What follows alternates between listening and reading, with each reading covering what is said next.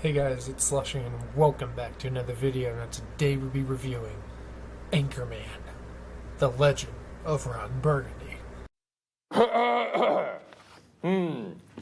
Hot. How much time? You're on. I love scotch. I love scotch. Scotchy scotch scotch. Here it goes down into my belly. That is good. You're on the air. How are you? You look awfully nice tonight. Maybe don't wear a bra next time. We're on the air right now.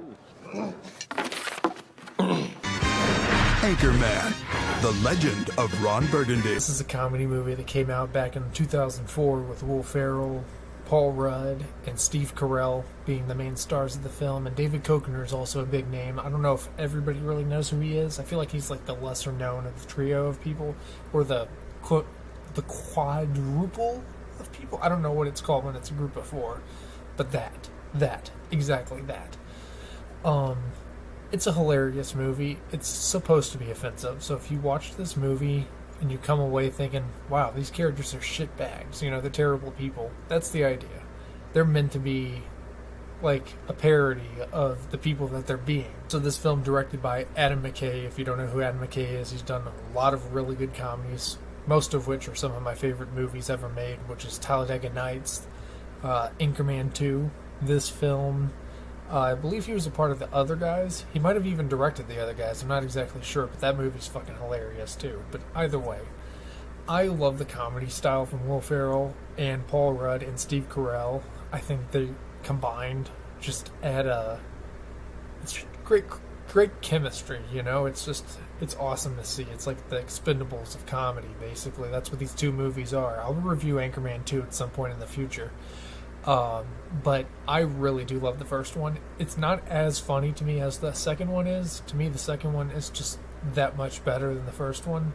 It's one of the rare cases where I find that a sequel's even funnier. But this film is hilarious, don't get me wrong. All because it's not my favorite of the two doesn't mean it's not hilarious. It is extremely funny to me. I absolutely love Adam McKay's style to his films. And I love the story, and I love how they always, in both of these films, they have this crazy fight with a bunch of news teams, including a bunch of celebrities. This one obviously has Vince Vaughn in it. Ben Stiller plays a character in here. And then Luke Wilson plays a character in here. It's all hilarious. I love it all. And by the way, Christina Applegate plays Veronica Corningstone in these movies, and she brings a much needed female character to the movie, and I think makes it equally hilarious with some of the shit that she does. And I love the style of this film. This film is told as a story because it's based in the 70s, but this film is told present day, which present day would have been 2004. So, you know, it's just so funny how it's still very much relevant nowadays.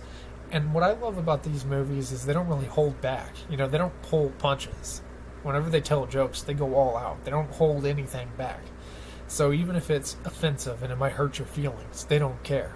And I miss that kind of comedy style. It's something that's slowly disappearing the more years that go on. People are having to restrict themselves from saying certain things because they don't want to offend people or upset people. And I kind of miss the times where you could just say whatever. I mean, to an extent, you know, going too far, that is a thing. But these movies are meant to be funny because they're offensive and they're stupid. I mean, plain and simple. And that's what makes these movies so great. That's why I really wonder if an Anchorman 3 would even work. Because nowadays, I feel like unless they just didn't give a fuck and they just made the movie that they wanted to make and didn't care what the media says or what people say on Twitter about their film, like, oh, I cancel Adam McKay for making a movie like this, you know, that kind of stuff's going on all the time nowadays. You have to like hold your breath whenever you say something because you're like, is this going to be the thing that gets me in trouble? Oh shit. I just don't know if an Anchorman 3 would even be plausible anymore. As sad as it is, I just don't think we're ever going to get an Anchorman 3. If it does, it might be heavily watered down because of society, which would taint the film. So if they do make Anchorman 3, I hope they keep it in the vein of Anchorman 1 and 2 because otherwise, I don't want to see it. It just wouldn't be the same. The movies would not be the same if they weren't offensive and kind of like didn't give a shit. Now, if they start like I said, if we can get a movie that's just as similar as Anchorman 1 and 2, I'll watch it. I'll love it.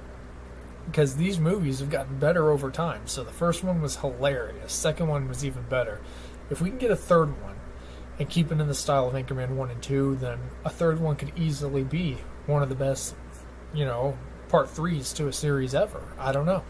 But on its own right, I feel like I spent more time talking about sequels than I have this film. But this film is hilarious. Basically about Veronica becoming the first female anchor in a world where women are not anchors and news people.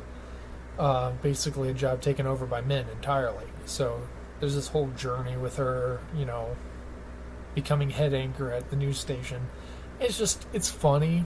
It's an interesting story. It's not Adam McKay doesn't just make hilarious movies. He makes movies with a story and have a purpose to them. They're not just for laughs. They have a decent meaning. For a comedy film, these films have a lot of substance to them. Under the surface. I feel like if you just look at it, you'll probably just see it as a comedy film. But if you look under the surface, you'll see that there's a really good story there. Pun intended.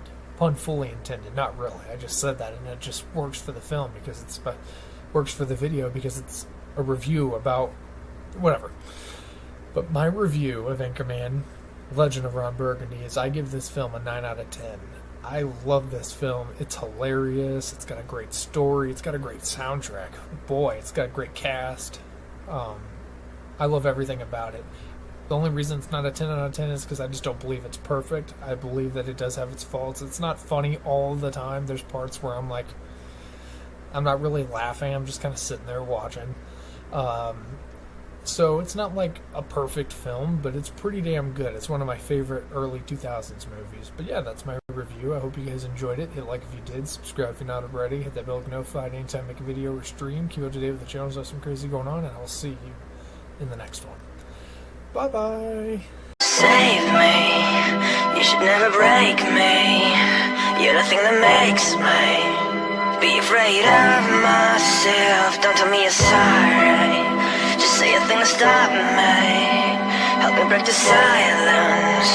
Come and save me from myself.